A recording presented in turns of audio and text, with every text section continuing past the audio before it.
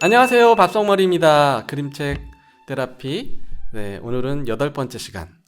우울함과 무기력함에서 벗어나려면 이라는 주제로 말씀 나누도록 하겠습니다. 네.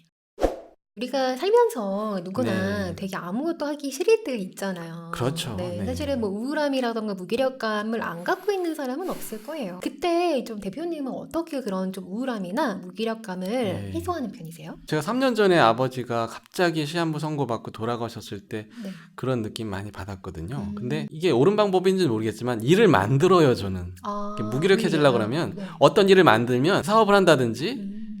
그걸 통해서 내가 딴 생각을 못 하게 되는 거죠. 음. 너무 몸을 바쁘게 써야 되니까. 네. 근데 좋은 점은 아닌 것 같은데 가만히 있으면 더 무기력해지니까 저는 네. 그렇게 일을 만들어서 하는 그런 경향이 있는 것 같아요. 네. 코를 킁킁이라는 그림책입니다. 이게 이 책도 절판이 됐다고 해요. 지금은 아마 제목이 모두 행복한 네. 날로 그 제목이 바뀌었다고 해요. 네. 글자가 별로 없는 좀 단순한 그림책인데 저는 제가 맨 처음에 이 그림책 읽었을 때 좀 굉장히 깜짝 놀랐었어요. 네, 마지막 장면에 설마 그 장면이 나올 줄은 몰랐거든요. 네, 근데 그 장면을 보면서 제가 한동안 그 장면을 이렇게 가만히 보면서 좀 이렇게 한참 동안 바라봤던 제가 기억이 궁금해지는데요. 있거든요. 네. 겨울이에요. 그래서 동물들이 다 자신만의 굴 속에 들어가서 쿨쿨 겨울잠이 자요. 네, 그런데 자고 있는 동물들이 갑자기 코를 킁킁 하기 시작해요. 동물들이 이렇게 자고 있는데 코를 킁킁 하는데 왜 킁킁거릴 것 같으세요? 겨울에 잠을 자야지 왜 코를 킁킁했을까? 뭔가 네. 냄새가 났을 텐데 잠을 깨울 정도로 냄새가 났다는 거는 네. 아주 맛있는 뭔가 냄새가 나지 않았을까요? 네, 그렇죠. 대부분 이렇게 네. 맛있는 음식에 대한 얘기를 해요. 왜냐면 네. 동물들이 뭐 코를 킁킁하는 이유가 뭐 당연히 그거 아니겠어? 굉장히 열심히 달려가잖아요. 얼마나 냄새를 맛있는 쫓아가는 거군요? 게 있을까? 네, 굉장히 열심히 굉장한 게 있나 달려가는데 이렇게 모두 모여서 이 이제 아직 안 보이는 이 존재를 보고서는 동그랗게 둘러 있어서 춤도 추고 막 너무너무 좋아요. 진짜 얼마나 맛있는 거길래. 네, 먹는 게 아니라 바로 이렇게 노란 꽃이었어요. 아하. 네. 꽃향기를 맡았던 건가요? 네, 저는 이 장면에서 굉장히 좀 많은 걸 느꼈던 게 나를 일으키게 만드는 게 우리가 이제 물론 기본적인 어떤 본능적인 부분일 그렇죠. 수도 있겠지만 정말 희망이구나. 네, 저는 좀 이런 생각을 굉장히 많이 했던 것 같아요. 그러니까 봄이 오는 어떻게 보면은 소식을 알리는 거잖아요. 이 꽃이라는 존재가. 그래서 아직 눈이 내리고 있고 아직 눈이 쌓여 있는 추운 겨울인데 이 추운 겨울을 뚫고 이 아이가 얼마나 정말 고생을 해서 이 연약한 꽃을 피워냈겠어요. 그리고 그 향기를 맡고 동물들이 먹을 게 아니라 어떤 봄이 왔다는 신호를 알고 냄새를 맡고 왔다는 거에 대해서 저는 좀 약간 이 장면이 약간 충격적이었어요. 예전에 처음 봤을 때. 이렇게 노란색과 또 흑백의 대비를 또 잘 네. 살린 것 같고 네. 밀양아리랑 생각이 나네요. 동지섣달 꽃 본 듯이 날 좀 보소. 그러니까 대표님한테 이제 우울함이라던가 그 무기력을 어떻게 좀 해소하는 편이세요라고 여쭤봤잖아요. 예. 저는 좀 어떻게 하는 편이냐면 옛날에는 먹거나 뭔가를 막 했던 것 같아요. 네네. 지금은 좀 자요. 잠을 많이 자려고 노력을 하거든요. 근데 옛날에는 그것도 되게 못했던 것 같아요. 왜냐면 뭔가를 막 해야 될 것 같고 압박감에 그런 생각들이 많이 있었거든요. 네, 그렇죠. 근데 제가 저희 아이가 이제 중학교 들어갔을 때 즈음이었어요. 그때 제가 굉장히 많이 좀 힘들었던 그런 때가 있었거든요. 일들이 갑자기 너무 많아지는 거예요. 나는 이 정도 해낼 수 있는 사람이야 라고 하면서 좀 거절하지 않고 다 막 제가 하려고 했던 그런 때가 너무 있었어요. 벅차니까 네. 또 힘드셨군요. 아들이 중학교 입학했을 때였는데요. 네네. 교복을 줄여야 돼요. 아이의 그 이제 키에 맞게. 네네. 근데 그걸 제가 깜빡한 거예요. 그래서 입학하는 날 그거를 발견하게 됩니다. 아이쿠야. 바지를 하나도 줄이지 못한 채 그냥 그 왜 바지 안 줄이면 이렇게 좀 약간 너덜너덜한 그런 상태가 되거든요. 그러네요. 그 상태 그대로 있는 거예요. 그래서 제가 너무 미안하고 깜짝 놀래고 해서 이제 우선은 아이가 위에만 입고 줄이는 바지를 입고 이제 저랑 나갑니다.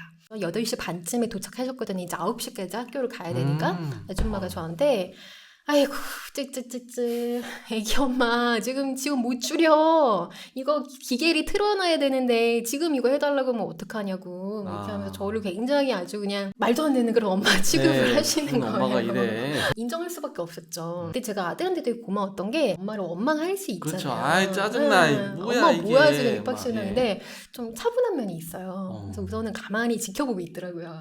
편의점이 눈에 보였고, 네. 얼른 거기 가서 이제 오핀으로 이제 대충 이렇게 해서 네네네. 우선은 좀 보내긴 보냈어요. 근데도 네. 너무 미안하죠. 그렇죠. 그래서 제가 이제 운전을 하고 이렇게 아기를 내려주는데 아이가 그 문으로 딱 올라가다가 뒤돌아서 네. 저한테 엄마 안녕 하는데 아, 제가 거기서 좀 빵 터졌어요. 눈물이. 어.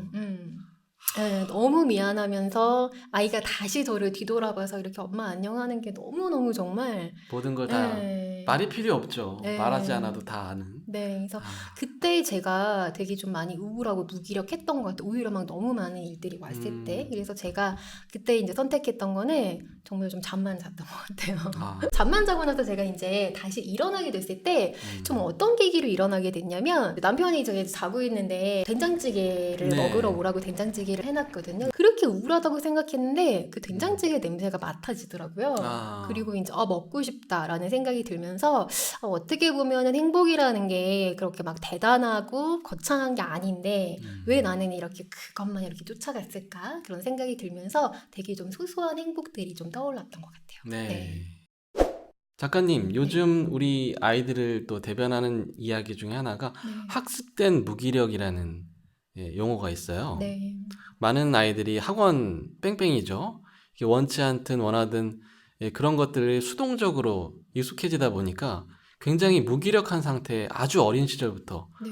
빠져 있다는 건데 실제로 초등학교 1학년인데 아침에 학교에 가서 학교 끝날 때까지 책상 위에 엎드려 있는 아이도 있다고 하는 그런 얘기를 들었거든요. 네. 심한 경우였지만은 그래서 정말 이런 심리학적인 실험으로 이 네. 학습된 무기력이 왜 발생하는지 좀 궁금하거든요. 네, 무기력이라는 단어를 좀 정의를 해보면 이게 좀 내 마음대로 할 수 있는 일이 없다라고 느껴지거나 아무리 노력해도 뭐가 좀 안 돼라는 생각이 들면 좀 무기력하고 우울해지는 것 같아요. 그렇죠. 이게 그 학습된 무기력 실험이 있는데요. 그 긍정심리학의 대가인 마틴 셀리그만이 이제 개를 대상으로 실험을 합니다. 어떤 실험을 했냐면 A그룹, B그룹, C그룹 각각 8마리 이제 개를 이제 놓고 실험을 하는 건데요. A그룹에서는요, 전기 충격을 주는데 어떤 설치된 버튼이 있으면 그 전기 충격이 꺼지도록 장치가 되어 있는 거예요. 그래서 개들이 전기 충격이 오는데 이거를 딱 누르면 꺼지고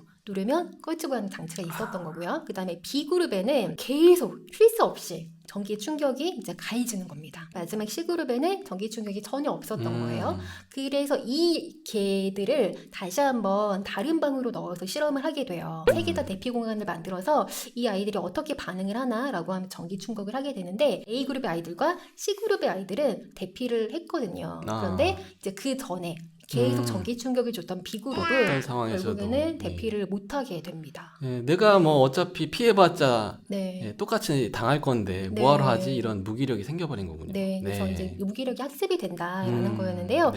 그래서 이 무기력을 우리가 조금 극복하는 방법이 뭐가 있을까 한번 얘기를 해보면 좋을 것 같아요. 네, 저도 참 말씀 들으니까 생각이 나요.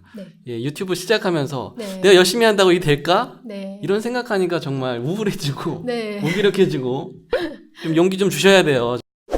첫 번째는 이건 것 같아요. 우리의 환경을 한번 점검해 두는 거예요. 우리 아까 A그룹, B그룹, C그룹처럼 혹시 나한테는 지금 내가 선택적으로 이거를 누를 수 있는 버튼이 있는 상황인가? 아니면 계속적으로 나한테 뭔가 자극이 있는 상황인가? 아니면 아무것도 없는 상황인가? 이것들을 한번 체크를 해보는 게 중요할 것 같아요. 인식하는 게 중요하겠군요. 그 다음에 두 번째는 좀 나만의 방식으로 해결을 하는데 저는 이제 잠을 잔다고 말씀드렸잖아요. 근데 이 방법도 사실은 하나는 100% 좋은 방법이라고 볼 수는 없어서 저는 5일을 넘지 않으려고 노력해요. 네. 그래서 5일 정도는 이렇게 쭉 잠을 자다가 그 다음에는 대표님처럼 뭔가라도 좀 하려고 하는 편이에요. 네. 왜냐하면 그렇게 해야 또 이렇게 행동으로 옮겨지거든요. 그래서 그렇죠. 그때는 좀 운동을 끊거나 아니면 뭔가 약속을 잡거나 뭔가 일을 더 만들려고 하거나 좀 네. 이렇게 하는 편이거든요. 그래서 네. 나만의 방식을 한번 생각해 보시면 좋고요.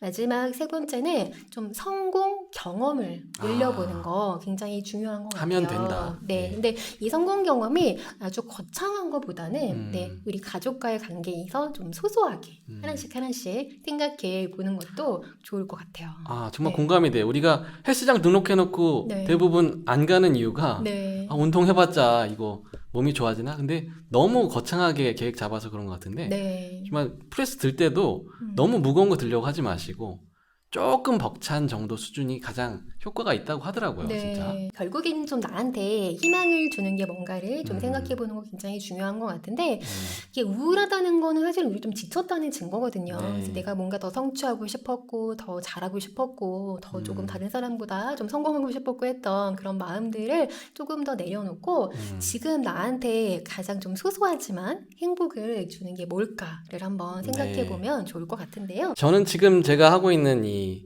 밥상머리 앱이 좀 많은 사람들에게 네. 아 정말 유용하다. 어떻게 이런 걸 만들으셨어요? 뭐 이런 놀라운 반응들 네. 아직까지는 별로 없지만 네. 그런 상상을 하면서 좀 웃어요. 네. 네. 그래서 진짜 대표님이 굉장히 좋은 교육 앱을 만드셨어요. 그래서 저도 도움이 많이 됐으면 좋겠고 네. 잘 되실 것 같아요. 도움이 됩니다. 잘 되실 것 같아요. 네. 네. 그거 하나랑 그다음에 아 당연히 저희 두 딸이죠. 네. 너무나 예쁘고 사랑스러운 저희 두 딸 생각하면 내 딸이라서 그런 게 아니라 어떻게 이렇게 예쁠까? 네. 모든 삶의 의미가 여기에 있지 않나? 이런 생각이 들 정도로 네. 나를 웃게 하는 존재들이죠. 네. 유럽 여행을 꼭 가보고 싶은데 갈 수가 없잖아요. 시간이 없어서. 네. 그래서 유럽 음악, 또 미술, 또 이런 것들을 좀 이렇게 상상하면서 때로는 이제 그 지역의 와인을 좀 한 잔씩 하면서 거기에 있는 그런 상상의 나래를 펼쳐요. 네, 내가 보고 싶은 그림들, 듣고 싶은 음악들, 현지에 난 그 와인을 마시면서 네. 내가 마치 거기에 여행을 간 것 같은 그런 대리만족을 좀 느끼기도 합니다. 네. 저도 이제 정말 소소해요. 예를 들면 제가 그렇게 막 자고 있을 때 우울할 때 떠오르는 것들이 이제 어떤 거냐면 정말 된장찌개 냄새. 네, 남편이 끓여주는 된장찌개 냄새. 소박하네요. 남편이 꼭 끓여줘야 돼요. 꼭 끓여줘야 돼요. 아, 내가 네. 끓이는 게 아니어야 돼요. 혹시 더 잘 끓이신 거 아니에요? 그럴 수도 있고요. 네. 가족끼리 이제 뭐 가끔씩 커피숍 같은 데 가서 장난치고 이런 거 좀 좋아하는데 네. 그 예전에 왜 드라마에 있었던 그 한 장면도 이렇게 뭐 흉내내고 이제 이런 거 했었어요. 네. 카푸치노 먹고 여기 붙이고 이제 이런 거 거품 있잖아요. 키스, 네, 시크릿 이렇게 가든. 붙이고 이제 근데 애가 있으니까 뭐 남편하고 막 이상한 그런 게 아니라 아이들 앞에서 뭐 이렇게 했어, 뭐 어떻게 할래, 뭐 이렇게 물어보면 아이도 막 웃고 남편도 웃고 이제 이런 상황들, 그러니까 그런 어떤 한 장면이 저는 좀 떠오르더라고요. 이게 최선입니까? 최선입니까? 이게 최선입니까? 죄송합니다. 것들? 네, 입이 그런 안 것들. 되시죠? 네. 네, 그다음에 제가 이제 엊그저께 네. 저희 이제 아이하고 대화를 했는데 저희 아이가 이제 그런 얘기를 하는 거예요.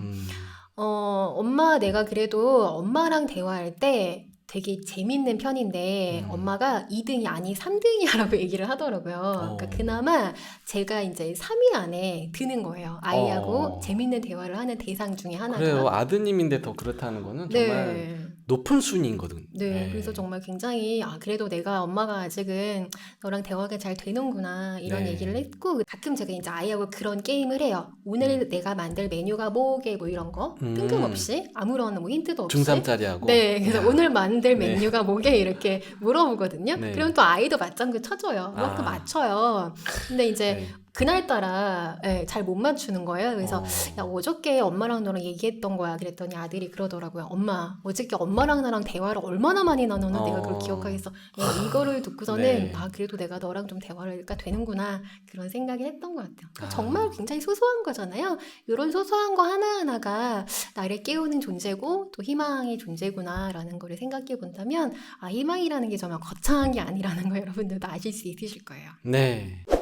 작가님, 저희가 이렇게 일상에서 아주 작지만 정말 우리를 미소 짓게 만드는 그런 것들을 떠올려 보면서 네. 우울함에서 한번 벗어나 봤는데요. 네. 저도 아버님께서 급작스럽게 돌아가시고 많은 우울함에 시달렸었는데 결국 남는 건 그거더라고요. 아버지와 아무 생각 없이 서로 농담 주고받으면서 네. 낄낄거리면서 웃었던 그 순간이 얼마나 인생에 있어서 행복한 시간이었나. 예, 이 우울함 또 얘기하면서 예술가의 삶을 또 한번 소개해드리고 싶습니다. 제가 LP를 좋아하는데요. 여기 차이콥스키죠. 예, 차이콥스키 일화를 하나 소개해드리려고 해요. 네. 차이콥스키 음악 어떤 분 듣고서 클래식 음악을 굉장히 싫어하게 됐다는 분이 있어요. 왜냐하면 그 비창교향곡이라는 곡이 있는데 그게 너무나 우울해서 이분이 굉장히 우울함에 시달리는 분이었는데 더 클래식 음악이 너무 싫어졌다고. 잘못 고르신 건데. 네. 근데 사실 이 차이콥스키의 삶과 죽음이 굉장히 우울한 면이 있습니다. 왜냐하면 이분께서 성정체성의 혼란으로 굉장히 고통받다가 결국에는 그것으로 인해서 죽음에 이르게 됐거든요. 근데 이분도 우울함에서 벗어난 방법이 있었습니다. 프랑스의 작가 스탕달이라는 분이 그 이탈리아의 피렌체에 가서 그 미켈란젤로나 레오나르도 다빈치 같은 이런 거장들의 예술 작품을 보고 너무나 심장이 떨려가지고 다리가 후들거리고 그래가지고 거의 병원에 실려갈 정도로 이렇게 굉장히 감동을 받았다고 해요. 그래서 실제로 오늘날에도 피렌체를 방문한 관광객 중에서 이렇게 이런 스탕달 신드롬으로 입원한 분이 계시다고 할 정도인데요. 네. 인류 최고의 유산들을 우리가 접했을 때 아, 인생이라는 거는 이런 걸 느낄 수 있고 그렇기 때문에 살만한 가치가 있겠구나라는 거를 좀 느껴볼 수 있지 않겠나 생각이 들어요. 이 차이콥스키라는 분도 우울증을 극복하기 위해서 피렌체로 가서 남긴 유명한 실내악 작품이 있는데요. 피렌체의 추억이라는 작품이에요. 현악 6중주인데요. 우울한 그 차이콥스키의 여러 작품들 가운데서도 굉장히 밝고 또 희망으로 가득 차 있는 그런 곡인데요. 네. 한번 들어봐야 되겠네요. 나중에 한번 네. 같이. 우리가 살다 보면 이렇게 방전이 되어서 아, 나는 이제 더 이상 못하겠다. 해도 안 돼.